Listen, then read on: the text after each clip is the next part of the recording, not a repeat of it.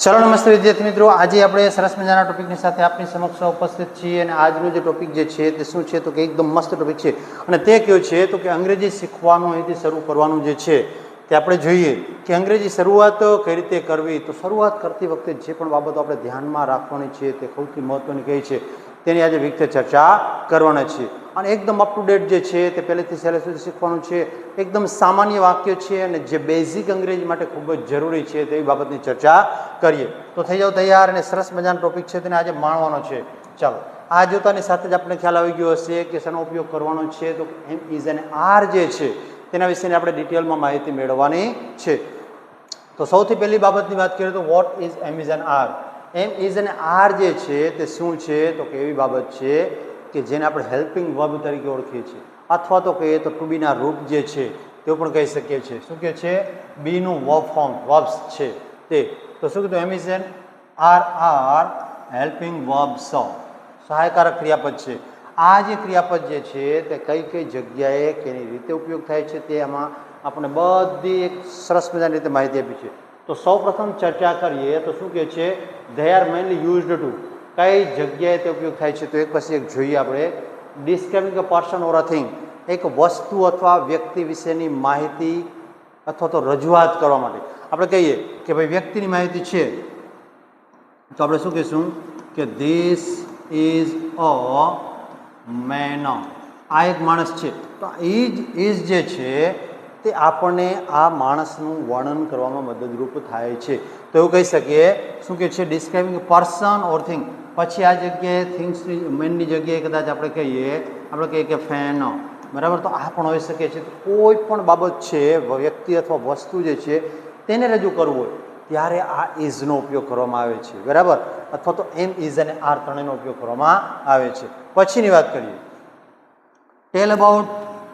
Tail about the present continuous tense. ચાલુ વર્તમાન કાળ જે છે તેને રજૂ કરવા માટે આપણે કહીએ કે તમે અત્યારે શું કરી રહ્યા છો તો હું કહું કે યુ આર, શું કહીશું કે યુ આર વોચિંગ.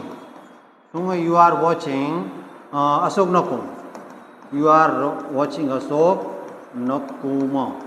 તમે અશોક નકુમને જોઈ રહ્યા છો અથવા તો અશોક નકુમની ચેનલને જોઈ રહ્યા છો, તેનો વિડીયો છે તે જોઈ રહ્યા છો. તો આ જોવાની ક્રિયા જ્યારે અત્યારે હાલમાં તમે જ્યારે જુઓ છો તે સમયે ચાલુ છે તેને રજૂ કરવા માટે શું વપરાય છે તો કે એમિઝારની જરૂર પડે છે. તો આ એમિઝાર જે છે તે ચાલુ વર્તમાન કાળમાં હેલ્પિંગ વર્કનું કાર્ય કરે છે. ત્યાર પછીની વાત કરીએ, ટેલ સમવન્સ પ્રોફેશન. કોઈકના વ્યવસાય વિશેની જ્યારે વાત કરવી હોય ત્યારે આપણે કહીએ કે પ્રોફેશનની વાત કરીએ તો આપણે શું કહીશું કે હી is a doctor. He is a doctor, બરાબર. તો અહીંયા તેનો પ્રોફેશન વ્યવસાય શું છે તો કે ડૉક્ટરનો વ્યવસાય છે. તો તેના વિશે જ્યારે કોઈકને કંઈ કહેવું હોય ત્યારે શું તો કે એમિઝારનો ઉપયોગ કરવામાં આવે છે. તેની સરળ માહિતી રજૂ કરવા માટે આ વપરાય છે. ત્યાર પછી એક્સપ્રેસ લોકેશન. લોકેશન છે તેનું વર્ણન કરવું જોઈએ. આપણે કહીએ કે શું કહીશું કે it is a fine place. Fine place, તે એક સારી જગ્યા છે. તો અહીંયા જ્યારે તેની વાત તો કે કોઈ પણ જગ્યાની આના વિશેની જ્યારે માહિતી મેળવવાનો પ્રયત્ન કરવામાં આવ્યો છે ત્યારે આપણને ઇઝ છે તે સહાયકારક ક્રિયાપદ તરીકે ઉપયોગી બને છે. ત્યાર પછી શું કીધું? ફોર્મ પ્રેઝન્ટ કન્ટિન્યુઅસ ટેન્સ, ચાલુ વર્તમાન કાળ જે છે તેને દર્શાવવા માટે, બરાબર. તો અહીંયા પણ આપણે કીધું કે about present continuous tense, present condition છે અને કન્ટિન્યુઅસ ટેન્સ છે. તો કન્ડિશન અને કન્ટિન્યુઅસ ટેન્સ આ બંને બાબતને રજૂ કરવા માટે આ વપરાય છે. ત્યાર પછી શું કહે છે? Express age, nationality, feelings, weather and more. કોઈ પણ બાબતને રજૂ કરવી હોય, કેવી કેવી બાબત છે તો કીધું એજ, તમારી એજ. વોટ ઇઝ યોર એજ, આવું કેવું છે. તો તમારી ઉંમર શું છે અથવા કેટલી છે એવું કેવું હોય ત્યારે આ શું વપરાય છે તો કે એમિઝાર વપરાય છે. પછી nationality. What is your nationality, તમારી નેશનાલિટી શું, તમારી રાષ્ટ્રીયતા શું છે, તમે કયા દેશના વતની છો, આવું જ્યારે કેવું હોય ત્યારે એમિઝાર. Weather, how fine this weather are, કેવું સરસ મજાનું આ વાતાવરણ છે. તો આ પ્રમાણે આના સિવાયની ઘણી બધી બાબતો જે છે તે રજૂ કરવા માટે આ વપરાય છે. અને હવે આ દરેકની આપણે વિગતે એકદમ સચોટ માહિતી મેળવવાનો પ્રયત્ન કરીએ અને જોઈએ કે આ કઈ રીતે ઉપયોગમાં આવે છે અને ક્યાં ક્યાં વપરાય છે. તો શું કીધું, વોટ આર હેલ્પિંગ વર્બ્સ. તો સહાયકારક ક્રિયાપદ શું છે? તો સહાયકારક ક્રિયાપદ શું છે ખબર છે? તો કે તે એવી વસ્તુ છે કે તે આપણને વાક્યની પૂર્તિ કરવામાં મદદરૂપ કરે છે, વાક્યને અર્થપૂર્ણ બનાવવામાં મદદરૂપ થાય છે. જોઈએ આપણે અહીંયા વ્યાખ્યા આપી છે ત્યારે શું કીધું છે કે એમ ઇઝ આર એ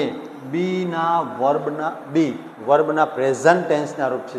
વર્તમાન કાળનું રૂપ જે છે તે આ ત્રણે ત્રણ શું છે તો કે આ પ્રેઝન્ટ કાળના છે. ત્યાર શું કીધું, ઉપયોગો કયા તો કે તેનો ઉપયોગ વસ્તુ, પ્રાણી અથવા સ્થિતિ વિશે જાણવા માટે થાય છે. વસ્તુ હોય તોય ભલે, પ્રાણી હોય તોય ભલે, અથવા કોઈ સ્થિતિ હોય તોય ભલે, અથવા મેં તમને કહ્યું ને કે વાક્યને જોડવા માટે. તો બંને બાબતો જે કોમ્પ્લિમેન્ટ અને જે સબ્જેક્ટ છે તે બંને જોડે છે. આ કોણ તો કે આ સહાયકારક ક્રિયાપદ. બરાબર. તો આ રીતે આ દરેક ક્રિયાપદ જે છે હેલ્પિંગ વર્બ છે તેનો આપણે ઉપયોગ શીખવાનો છે. જોઈએ દરેકની વિગતે ચર્ચા કરીએ અને દરેક વિશે ટૂંકી અને સંપૂર્ણ અને એકદમ સચોટ માહિતી મેળવવાનો પ્રયત્ન કરીએ આપણે. બરાબર. જો અહીંયા તમારી સમક્ષ રજૂ કરવામાં આવ્યું છે હેલ્પિંગ વર્બ ક્યાં છે તો કે એમ છે, ઇઝ છે અને આર છે. આ ત્રણેય વર્બ જે છે તે કઈ રીતે વપરાય છે તેની વિગતે ચર્ચા કરી છે. તેનો ઉપયોગ શું છે તો કે આઈની સાથે, એટલે કે એમ જે છે તે કેની સાથે તો કે સહાયકારક ક્રિયાપદ જે છે એમ તે કરતાં આઈની સાથે વપરાય છે. એક્ઝામ્પલ જોઈએ, આઈ એમ અ ટીચર, હું એક શિક્ષક છું. અથવા એમ કહીએ આઈ એમ અ ફાર્મર. બરાબર. આઈ એમ અ ફાર્મર, હું ખેડૂત છું. આ પ્રમાણે. પછીની વાત કરીએ, ઇઝ જે છે તે કયા કયા કર્તાની સાથે તો કે હી સાથે, સી સાથે અને ઇટ સાથે. આ ત્રણેય કર્તા આવે તો તે દરેકની સાથે સહાયકારક ક્રિયાપદ તરીકે શું વપરાય છે તો કે ઇઝ વપરાય છે. અને તેની સાથે સાથે એક વચનનું કોઈ પણ નામ આવે તો તેમાં પણ શું વપરાશે? ઇઝ વપરાશે. જોયા એક્ઝામ્પલ, સી ઇઝ હેપી, તેણી ખુશ છે. અથવા આપણે એમ કહીએ કે હી ઇઝ અ બોય, તે એક છોકરો છે. તો અહીંયા સહાયકારક ક્રિયાપદ કઈ રીતે વપરાય છે તો કે કોમ્પ્લિમેન્ટ તરીકે આ અ બોય અને હી બંનેને શું કરે છે તે જોડે છે. અથવા નામની વાત કરીએ તો નામ લઈ આપણે કહીએ કે શિવજી ઇઝ માય ફ્રેન્ડ. બરાબર. Shivji is my friend, Shivji મારો મિત્ર છે. તો જો ઇઝ વપરાયું છે. ટૂંકમાં કહીએ તો હી, સી, ઇટ અથવા કોઈ પણ એક વચનનું નામ આવે તો દરેકની સાથે શું વપરાય છે તો કે ઇઝ વપરાય છે. ત્યાર પછીની વાત કરીએ, આરની ચર્ચા કરીએ તો આર જે છે તો કોની સાથે તો કે યુ સાથે, વી સાથે અને ધે સાથે. આ ત્રણ કર્તાની સાથે શું વપરાશે તો કે આર વપરાશે. તેની સાથે સાથે એક નામ ચર્ચા કરી છે, બહુવચનનું કોઈ પણ નામ આવે તો તેની સાથે પણ શું વપરાય છે તો કે આર વપરાય છે. બરાબર. તો શું કહે છે અહીંયા, ધે આર સ્ટુડન્ટ્સ, તેઓ વિદ્યાર્થીઓ છે. હવે અહીંયા કોઈ પણ બહુવચનનું નામ લઈએ આપણે કહીએ કે boys are on the ground. Boys are on the ground, વિદ્યાર્થીઓ ગ્રાઉન્ડ પર છે. તો જોજો અહીંયા વિદ્યાર્થીઓ પણ છોકરાઓ. બરાબર. તો અહીંયા છોકરાઓ એ બહુવચનનું નામ છે, તેની સાથે પણ શું વપરાય છે જોજો સહાયકારક ક્રિયાપદ તરીકે આર વપરાયેલું જોવા મળે છે. ચાલો, તો વિદ્યાર્થી મિત્રો આ દરેક બાબત જે છે આપણે પોઈન્ટ આઉટ કરશું અને યાદ રાખશું અને આનું જ્યાં જ્યાં જરૂર પડે ત્યાં દરેક જગ્યાએ તેનો ઉપયોગ કરવાનો પ્રયત્ન કરીશું. બરાબર. અને જ્યાં જ્યાં તકલીફ પડે, કોઈ પણ પ્રકારની સમસ્યા થાય તો મને કોમેન્ટ બોક્સમાં ચોક્કસથી કોમેન્ટ તમારે આપવાની છે અને તેના વિશેની વિગત મારી પાસેથી જાણી લેવાની છે કે કઈ રીતે ઉપયોગ થાય છે. હવે આપણે વિગતે જોઈએ કે એમનો ઉપયોગ કઈ રીતે થાય છે, વાક્યની અંદર કેટલી રીતે પ્રયોગ થાય છે તેની પણ આપણે ચર્ચા કરીએ. તો શું કીધું, એમનો ઉપયોગ માત્ર આઈ સાથે થાય છે, એટલે કે સહાયકારક ક્રિયાપદ જે છે. હમણાં જ મેં તમને કીધું કોમ્પ્લિમેન્ટ જે છે શું કરે છે, કોમ્પ્લિમેન્ટ અને સબ્જેક્ટ આ બંનેને જોડવાનું કાર્ય કોણ કરે છે તો કે સહાયકારક ક્રિયાપદ એમ, ઇઝ અથવા આર. તો અહીંયા એમની ચર્ચા કરીએ. એક્ઝામ્પલ છે આપણે જોઈએ તો કીધું આઈ એમ અશોક, હું અશોક છું. પછી આઈ એમ અ ટીચર, હું શિક્ષક છું. આઈ એમ હેપી, હું ખુશ છું. અને આઈ એમ હંગ્રી, હું ભૂખ્યો છું. તો જ્યારે આ પ્રમાણે વાક્ય તમે જુઓ છો કે દરેક જગ્યાએ શું વપરાયું છે એમ, એમ, એમ અને એમ. પોતાની જાત વિશે જ્યારે રજૂઆત કરવાની છે ત્યારે આ તો ત્યાં હકાર નકાર વાક્ય છે, પણ આ રીતે લઈ શકીએ આપણે. દાખલા તરીકે એમ કહીએ કે I am not at my home. હું મારા ઘરે નથી, આવું પણ કહી શકીએ આપણે. તો અહીંયા જુઓ છો એમ વપરાયું છે. પછી પ્રશ્નાર્થમાં રૂપાંતર કરીએ તો પણ કહી શકીએ આપણે એમ આઈ ફ્રી એટ ધ ટાઈમ, શું આ સમયે ફ્રી છું. પોતાની જાતને પ્રશ્ન કરવો ત્યારે આ રીતનું રજૂ કરવામાં આવે છે. ટૂંકમાં કહીએ તો એમ જે છે તે કોની સાથે વપરાય છે તો કે આઈની સાથે. કોઈ પણ પ્રકારના વાક્ય લઈ લેવાની છૂટ, હજારો વાક્ય તમે બનાવી શકો છો. I am a student, I am a teacher, I am not a cricketer, I am not a boy, I am not a girl, I am not a clever student, am I a student, am I an engineer. આ રીતે કોઈ પણ વાક્ય જે છે તમે દરેક જગ્યાએ બનાવી શકો છો. અને હા, બીજી બાબત કે આ વાક્યની તમે જેટલી પ્રેક્ટિસ કરશો એટલું તમને સરળતાથી અને ઝડપથી અંગ્રેજી બોલવામાં અને સમજવામાં કોન્ફિડન્સ આવતો જશે. બરાબર, કોઈ પણ પ્રકારની તકલીફ વગર બોલતા રહો અને શીખતા રહો અંગ્રેજી. ચાલો એના પછીની ચર્ચા કરીએ અને હવે લઈએ આપણે ઇઝનો ઉપયોગ. ઇઝ જે છે તે કઈ રીતે કઈ કઈ જગ્યાએ વપરાય છે તેની વિગતે ચર્ચા કરીએ. તો ઇઝનો ઉપયોગ જે છે તે સબ્જેક્ટ સાથે થાય છે. કયા સબ્જેક્ટ સાથે તો કે હી, સી અને ઇટ સાથે. અથવા કીધું એક વ્યક્તિ, એક વસ્તુ, એક પ્રાણી, કોઈ પણ એક હોય તો આવી શકે છે. ગમે તેના સાથે એક હોવું જોઈએ. પણ કોણ તો કે ત્રીજો પુરુષ, હી, સી અથવા ઇટમાંથી કોઈ પણ. તો જોજે અહીંયા આનો ફોર્મ્યુલા શું છે તો સબ્જેક્ટ છે, ઇઝ છે અને કોમ્પ્લિમેન્ટ છે.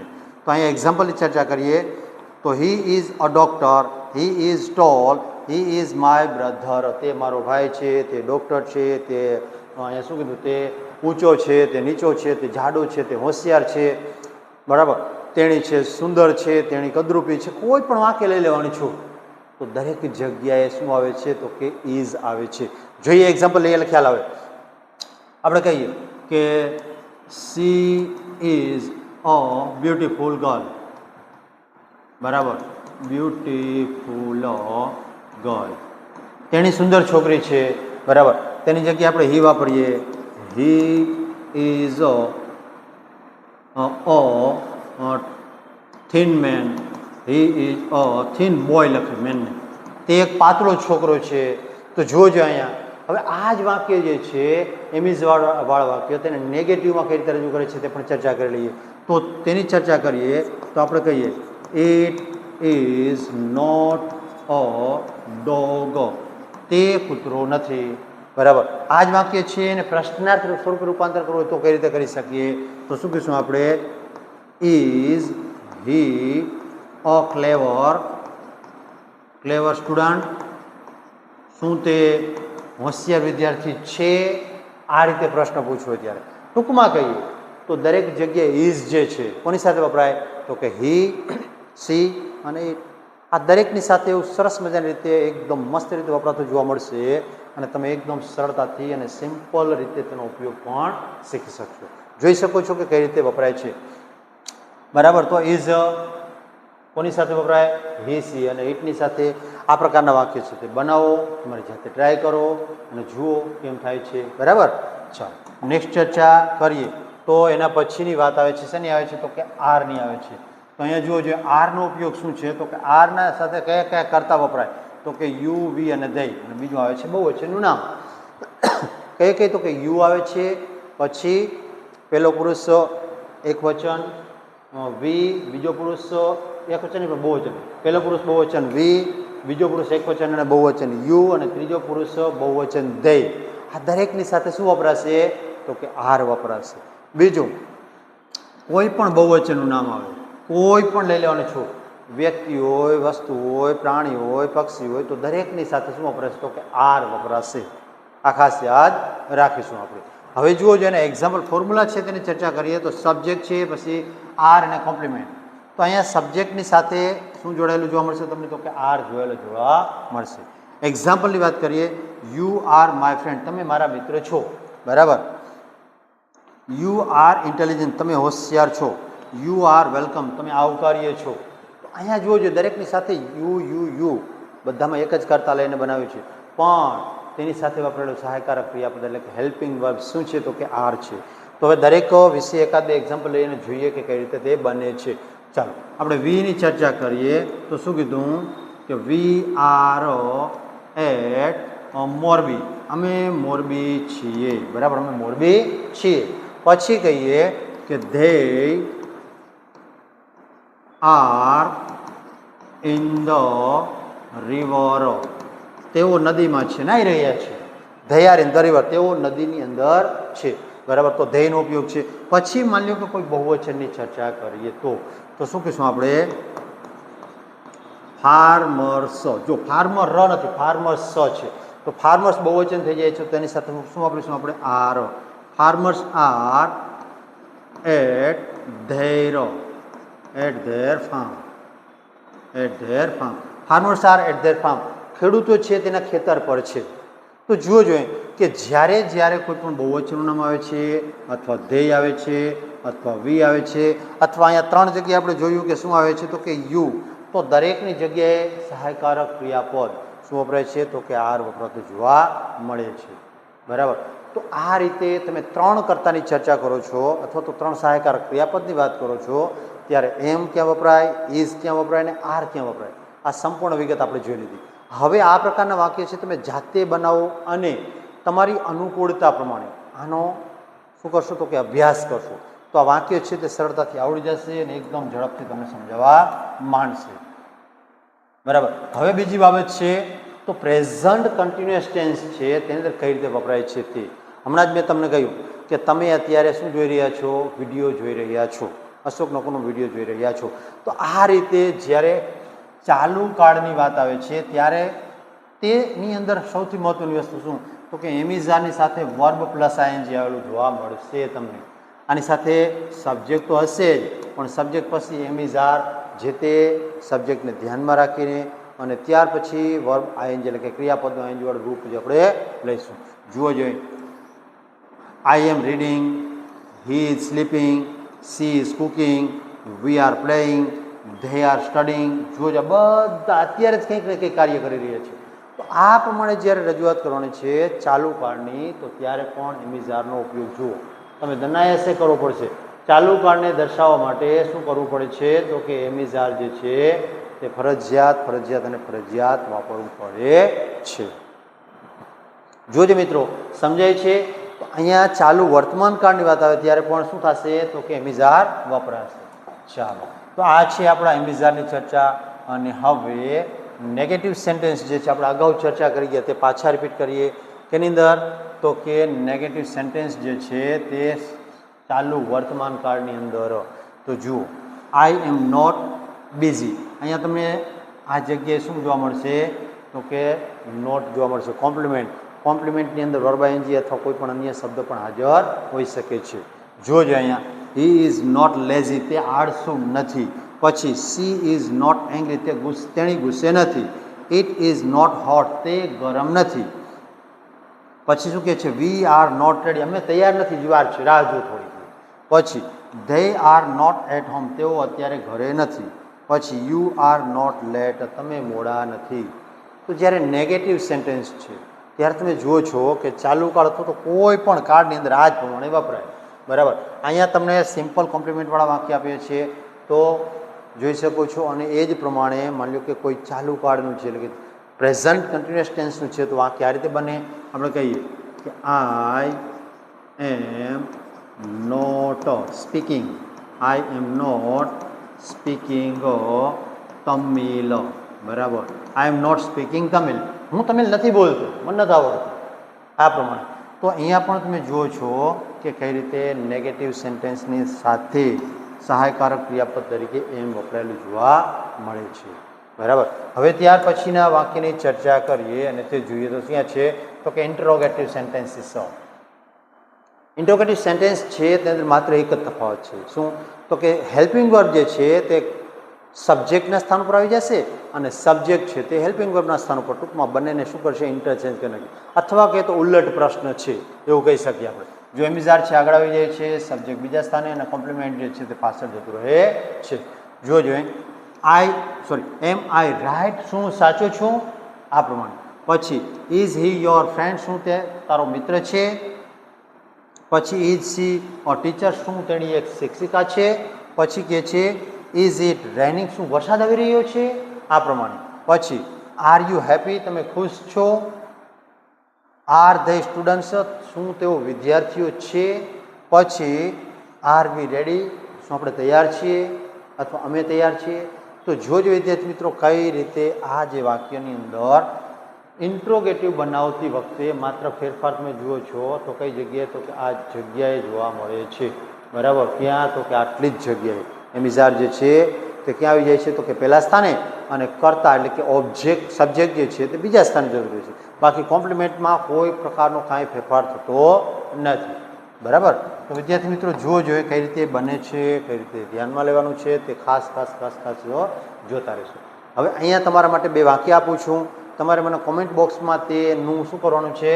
તો કે અંગ્રેજી કરીને આપવાનું છે. બરાબર, એક કામ કરીએ, સિમ્પલ વાક્ય આપું છું તે તમારે મને આપવાનું છે. આપણે કહીએ કે ઇઝ હી અ ટીચર, શું તે શિક્ષક છે? બરાબર, જો તમે હોય તો કહેવાનું yes I am a teacher, અને નથી તો કહેવાનું નો આઈ એમ નોટ અ ટીચર.